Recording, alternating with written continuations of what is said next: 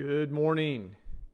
October 16th, 61, a turning my book into a journey. It's been a minute since I've been on here. We've been super busy, had several projects going, but now that the days are getting shorter, we're actually getting a little bit more time. Man, I'm excited to get digging into my book and really generate some momentum in that area. It's hard during the summertime when the days are long and we're working long hours. Not excited about the days getting shorter, but it will provide some opportunity for me to really make some momentum in that area. So, day 61, we're talking about implementation. How can we implement the ideas that I have in my book to help people create a greater effect with their effort, their energy, their resources? This is an important one for me. And it took me a long time to learn it because I'm an effort guy. I can go, and not let off the gas pedal a lot of times. And helps get a lot of things done most of the time. But a lot of times it can be very ineffective, very inefficient. It can make things take a lot longer to get done in the long run. Sometimes we don't have a choice. Sometimes we put ourselves in a time crunch and we can't, do it any other way. But, if you got time to plan ahead, and you can actually use natural momentum to your advantage in a huge way. And you see it in every aspect of life. It really shows up in sports, when people are trying to get their performance to a higher level. There's a ebb and a flow. I call it effort and release in what we do.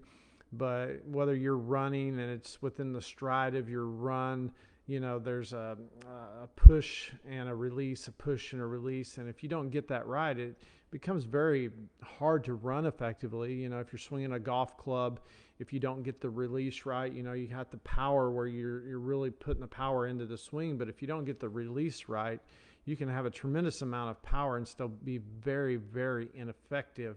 And to me, it's that way with not just with sports and athletic stuff, but it's that way with everything that we do in life.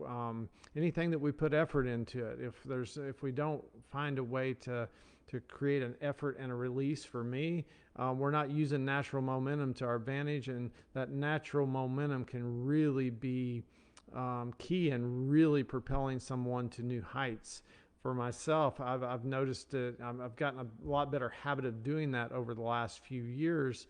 And a lot of the stuff that I'm putting effort into, I put concentrated effort and then I release. And a lot of times I rotate things that I'm working on. That way I can really build momentum, release, then I'm build momentum on something else, release. And what I see is a lot of times after I've put the effort in and I'm not even working on that at the time, there's still stuff showing up, opportunities, great things happening with the thing that I just put great effort into after I'm physically putting effort in it. So it's interesting and I think people have to pay attention. You have to find out, for your specific field or whatever you're trying to achieve, how do you work that? What is the right amount of pressure, the right amount of effort, then release, because it's different with everything that we do, just like with a golf club, when you have that release, the timing of it's very important. And I believe timing is very important with other things, whether you're building something or you're trying to create personal growth or athletic growth or business growth or whatever that may be. There's a figuring out process during that and finding out how much effort you can do and then release. And one of the authors that I was studying, I can't remember who it was, but had a great thought. A lot of times you're writing, you're in that flow and words are coming. And he said, always quit when you're in that, that main part of the flow. That way, when you come back, it's easier to get in that part.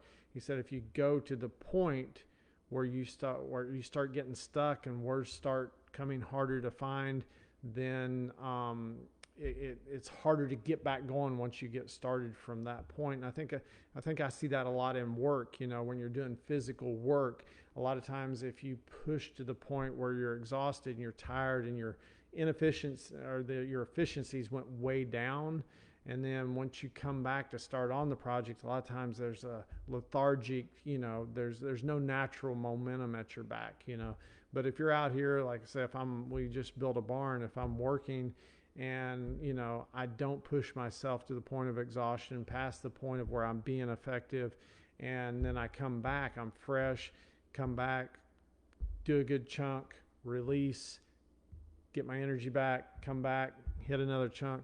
You have that natural momentum. And I think it just plays a big factor. And a lot of people don't take this into consideration. So hope you guys have been doing well and are having a great start to your week. I'm excited. Weather's a little bit cooler. Enjoying hope to have some fall weather. I hope we don't go into the real cold weather real quick here.